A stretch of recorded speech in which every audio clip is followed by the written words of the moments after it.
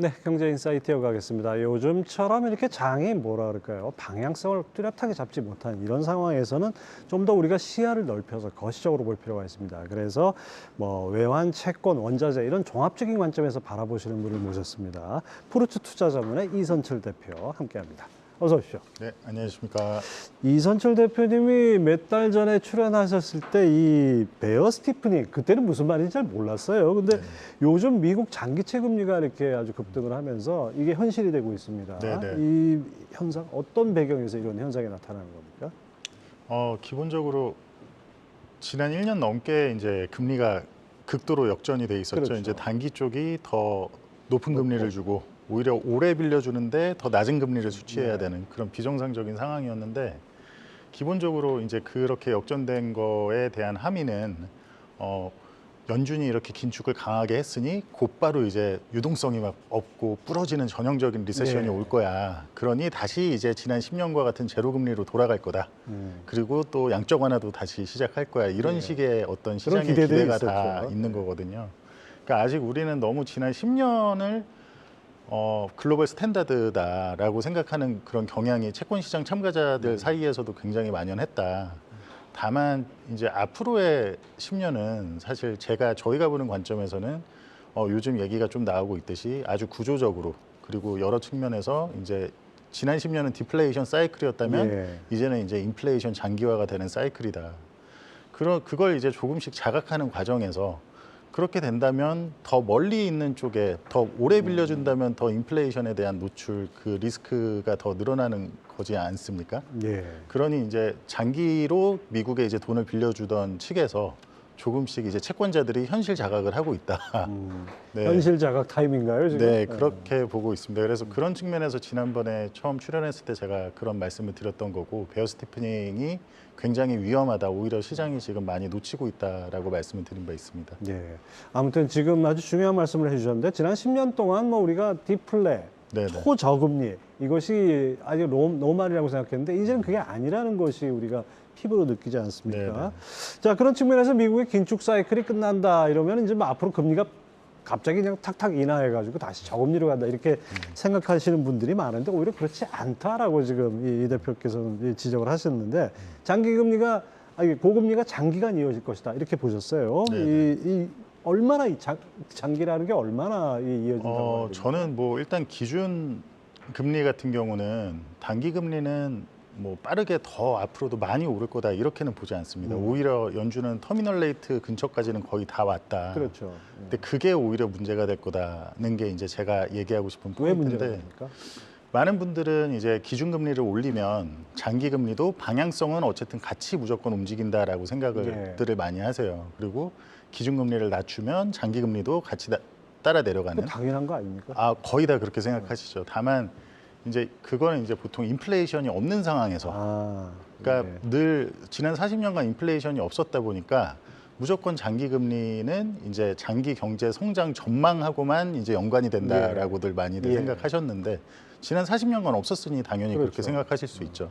근데 다만 지금처럼 이제 2021년부터 시작된 인플레이션처럼 이렇게 인플레이션이 좀 고삐가 풀리는 상황, 인플레이션이 아무튼 진짜 발생을 하고 나면 그 뒤부터는 경제 성장 전망보다는 무조건 이제 인플레이션이 장기화되는 것이 더 우선순위에 놓이게 됩니다. 그럼 결국에 채권자들 입장에서 내가 빌려준 돈의 실질 가치가 인플레이션으로부터 보호가 돼야 되는데, 이제 그 부분에 대한 거를 이제 따지기 시작하게 되겠죠. 우리가 지금 뭐 80년대 인플레를 겪었는데 70년대, 80년대 초까지 그 당시 뭐 미국 기준금리가 20%까지 올라가는 이런 상황, 우린 상상이 요즘 분들은 상상이 안 되실 것 같아요. 자, 그럼에도 불구하고 이제 워낙 오랫동안 우리가 저금리에 익숙해 있고 인플레에서 벗어나 있다 보니까 미국 장기채 금리 상승이 반짝 상승이고 결국 금방 떨어질 것이다 이렇게 보는 시각도 상당히 많은 것 같아요. 여전히 그게 이제 특히 제도권의 제일 많은 컨센서스인 것 같아요. 근데 그런 상황밖에 못 봤기 때문에 그러지 않습니까? 맞습니다. 지난 10년 이제 연준이 계속해서 양적 완화를 하고 오히려 인플레이션을 만들어내겠다고, 2%를 만들어내겠다라는 명분으로 시작한 그런 양적 완화를 통해서 장기 국채를 인위적으로 돈을 찍어서 매입을 해주니 계속해서 이제 장기 금리는 인위적으로 또 낮아질 수밖에 없었고 또 거기에 맞물려서 저성장 국면도 있었고 그러니 이제 지난 10년이 당연히 앞으로도 지난 10년과 같을 거고 어떻게 보면 아직도 일시적이다라는 이제 생각들이 있는 거거든요. 채권 시장 안에는. 다만 이제 근본적인 지난 길게 보면 아주 40년간 이어진 유동성 정책 그리고 08년 이후부터 계속해서 진행된 양적 완화 그리고 이번 팬데믹 이후에는 이제 재정 정책까지 예. 겹쳤잖아요. 이제 미국 정부가 돈을 엄청나게 쓰고 있는데 그런 차원에서 봤을 때 구조적이고 아주 이제 거대한 변화 사이클이 만들어졌다. 그래서 지난 10년과 같은 디플레이션 사이클이 다시 이어질 거다라고는 저는 보지 않습니다. 네, 그렇군요. 근데 이제 한 가지 우리 여기서 마음에 걸리는 게 하나 있는 게 과거와 다른 점이 지금 엄청나게 부채가 확장돼 있습니다. 맞습니다. 국가 부채라든지 기업 부채나 가계 부채까지. 맞습니다. 이러다 보니까 고금리로 계속 유지될 경우에는 그 이자 부담이 엄청나지 않습니까? 그러니까 결국 미국 연준도 이런 금리 이자 부담 때문에 장기채 금리가 떨어지는 것이 더 낫지 않느냐. 그럼 그럼요. 결국 개입하지 않겠느냐 이런 기대도 있는데요. 아주 타당한 기대고 이제 그런 생각이 더더욱 올해 이제 상반기에 나타난 주식시장의 랠리를 또 이끈 측면이 있고 다만 이제 그러기 위해서는 기본적으로 물가가 인플레이션이 어쨌든 안정이 어느 정도 돼야지 다시 개입을 할 수 있는 그렇죠. 그런 상황이 발생을 할 텐데 미국은 특히 또 정치적인 공방이 굉장히 강하기 때문에 내년에 물가에 대선까지 대해서 있으니까. 맞습니다. 쉽게 결코 양적 완화를 쉽게 웬만해서는 하지 못할 거고 특히 지금의 이제 미국의 이런 물가를 유지시키는 요인은 이따가도 말씀드리겠지만 이제 웨스 이펙트 부의 효과가 있는데 연준 입장에선 어떻게 보면 지금 미국의 주가가 저는 그렇게 달가울 것 같지가 않다. 예. 기본적으로 일단 물가를 제대로 잡기 위해선 자산 가격도 좀 빠져야 된다라는 거를 알고 있기 때문에 웬만해서는 개입하지 않을 거다라고 보고 있습니다. 그렇군요. 자, 이제 결국 이제 앞으로가 중요한데요. 우리는 매달 연준의 그 들여다보는 여러 가지 경제 지표들이 있지 않습니까? 뭐 물가나 고용 지표 이런 것들이 나올 텐데 연준은 매달 이런 지표를 보면서 정책을 결정하는 근거로 삼지만은 사실 네네. 인플레가 제대로 잡히고 있느냐를 보려면 좀 길게 봐야 되지 않습니까? 그쵸. 네네. 그러니까 연준이 앞으로 주목해야 될 지표 움직임 어떨까요? 뭐 당장 제가 알기로 이번 주에 이제 PCE 네. 지표가 나오고 또 곧 있으면 또 이제 CPI가 나오고 고용 계속 지표도 이제 나오고 그렇죠. 반복이니까 고용과 반복이니까 저는 이제 제가 생각하는 전망은 이제 고용은 점진적으로 좀 안 좋게 나오기 시작할 거다. 근데 반대로 이제 물가는 다시 점진적으로 오르기 시작할 거다. 심지어 올해 상반기는 내내 이제 기저효과가 전년 상반기가 계속 물가가 이제 높게 치솟았을 때였기 때문에 기저효과가 많이 발생했지만 이제 역기저효과가 나타날 텐데 여러 측면에서 이제 물가와 고용이 굉장히 중요한데 그 두 개가 둘 다 연준이 원치 않는 방향으로 진행될 가능성이 있다고 봅니다. 물론 아주 단기적으로 물가가 지금 크게 뛰어서 발표할 그런 조짐이 보이고 있는 건 아닌데 그렇죠. 다만 유가나 이런 측면을 저는 이제 원자재를 워낙 자세히 모니터링을 하기 때문에 네, 그런 측면이 있습니다. 네. 근데 이제 금리가 올라간다. 이게 우리 경제학적 상식으로는 경제가 성장한다 뭐 이런 거하고 이게 결부시켜 보지 않았습니까? 그렇죠. 그런 측면에서 보면 이 장기채 금리가 어느 정도 올라갈 거로 보는데 또 이걸 리세션으로 보는 분들도 있어요. 이거 어떻게 보십니까? 이제 시장에서 말하는 리세션은 장기 금리가 크게 하락하면서 시장의 유동성이 없어지고 이제 기업들이 어닝 벌어들이는 게 이제 확 부서지는 그런 예. 리세션이죠. 그런 측면에서 이제 주식이 위험할 거니까 장기 국채를 사라 이런 레짐이 굉장히 많았습니다. 예. 올해 내내 이어졌고 그렇죠. 그래서 굉장히 많은 분들이 장기 국채를 사셨는데 그런 리세션은 다시 말씀드리지만 인플레이션으로 인한 지금은 문제인데 인플레이션이 장기화될 때는 그런 어닝 리세션은 당장 일어나긴 힘들다. 특히 지금처럼 웨스 이펙트가 부의 효과가 많이 남아 있을 때 예. 미국으로 치면 주식시장, 한국으로 치면 부동산 시장 오히려 이제 인플레이션이 장기화된다면 멀티플을 봐야 되기 때문에 네, 그 부분은 조금 이따가 말씀드리겠습니다. 예. 네. 자, 리세션 자체도 뭐 단기적으로 일어나기 어렵다 이렇게 보셨는데 많은 분들이 동의하지 않을 수도 있을 것 같습니다. 이렇게 경기가 꺼지고 실적 쇼크 나타나고 하는데 리세션이 없다? 이렇게 볼 수 있나요? 지금 최근에 나오는 실적들을 보셔도 아시겠지만 기업들의 실적들이 그렇게 부서진 곳들이 없죠. 기본적으로 오히려 예상치를 많이 다 웃돌고 인플레이션이라는 거의 특성은 명목상의 매출이나 명목상의 이익은 어느 정도 방어를 해주는 역할이 그렇죠. 물가 상승률이 반영이 돼가지고 그렇습니다. 실제 어떤 기업의 실질이익 그러니까 인플레이션을 차감한 실질이익은 줄어들지언정 명목상으로는 어느 정도 반영을 해주거든요. 돈 잘 번 것처럼 보이죠. 맞습니다. 근데 이제 작년에 인플레이션이 워낙 심했다 보니까 애널리스트들이 워낙 전망을 하향을 시켜놨었는데 그런 예상치보다는 높게 나오는 거는 전혀 이상하지 않았고 아무튼 뭐 어닝들이 그렇게 줄지 않았죠. 근데 오히려 문제는 다시 말씀드리지만 인플레이션이 장기화된다라는 거는 결국에 장기 금리를 상승시키고 그 장기 금리의 상승은 기업들의 그러니까 주식들의 P 멀티플을 건드리게 된다. 이 부분을 투자자분들이 기억을 하셔야 될 것 같습니다. 네, 그렇군요.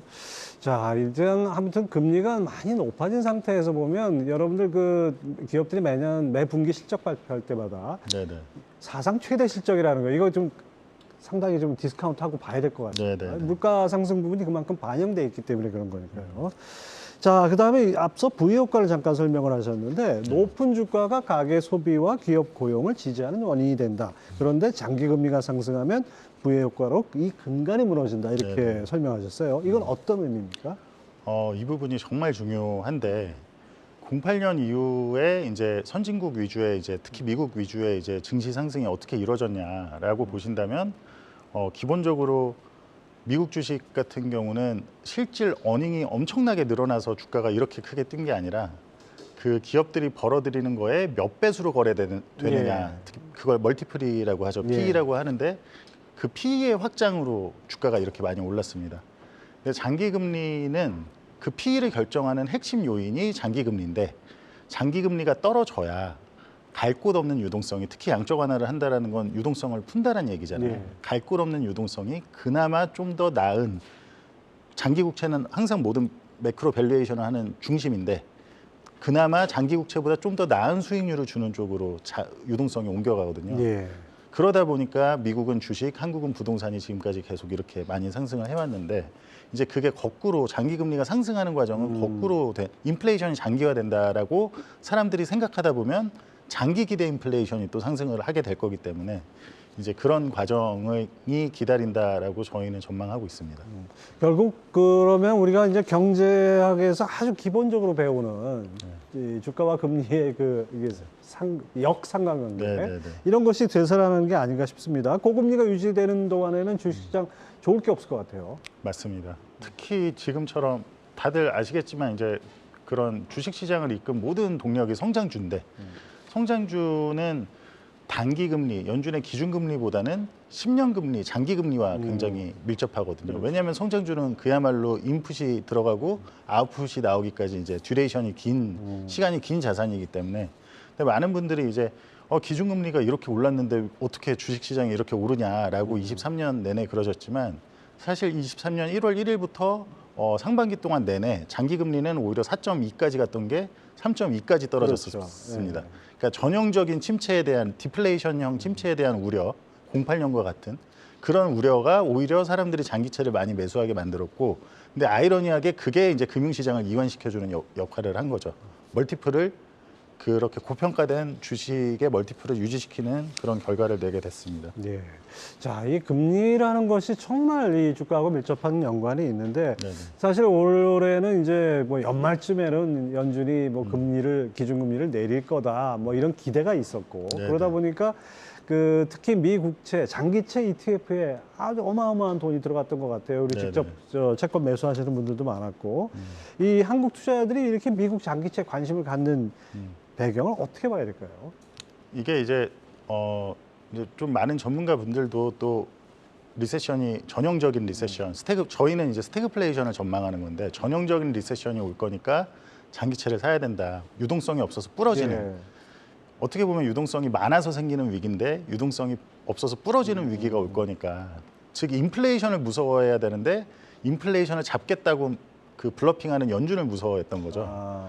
그러다 보니까 이제 많은 전문가분들이 이제 그렇게 추천을 하셨고 또 장기채를 제가 알기로 이제 TMF라고 장기채 3배짜리 ETF에 거의 70%가 한국인들 자금으로 들어가 있다라고 그 정도인가요? 대략 그렇게 알고 있는데 단기적으로는 지금 정도 금리면 약간 뭐 단기적으로는 언제든지 좀 하락할 수 있고 뭐 늘 일직선으로 움직이는 건 없으니까 다만 이제 장기적인 관점에서는 굉장히 저는 좀 부정적으로 보고 있기 때문에 잘 타이밍을 보셔서 좀 어느 정도 대응을 하시는 게 좋지 않을까 생각을 합니다. 사실 많은 전문가들이 올 초부터 미국채 투자에 상당히 좀 권유를 많이 했고 앞으로 상당히 메리트가 있다. 뭐 안정적으로 수익을 얻을 수 있다. 이런 얘기를 많이 했었는데 우리 전문가들이나 우리 투자자들이 혹시 미국 이 금리 시장에서 놓치고 있는 부분이 뭐가 있을까요? 기본적으로 미국은 정치의 메커니즘상 돈을 계속해서 찍어서 쓸 수밖에 없는 나라다. 그러니까 지금도 역대급 전 세계에서 가장 큰 재정 적자를 그렇죠. 기록하고 있는 나라죠. 근데 그런 상태에서 연준은 긴축을 한다고 통화 정책에 대한 긴축을 하고는 있으나 오히려 이제 그 미국 정부 행정부에서는 풀고 있죠. 맞습니다. 정치인들은 사실 그런 포퓰리즘을 가장 좋아하기 때문에 이제 기본적으로 절대 인기 없는 정책은 하려고 하질 않습니다. 결코 지금 미국은 재정 정책으로 인해서 사실은 생긴 근본적인 인플레이션인데 이 재정을 지속해서 어떻게든 돈을 더 쓸 궁리만 하고 있으니 그거를 이제 적자인 나라가 계속해서 국채를 발행한다는데 그걸 사준다라는 건 심지어 이자를 내기 위해서도 이번에 부채 협상할 때도 이자를 내기 우리가 부채 협상 안 되면 이자를 낼 수가 없다. 국채 이자 내려고 국채를 더 발행해야 되는 맞습니다. 일본이 딱 그랬고요. 맞습니다.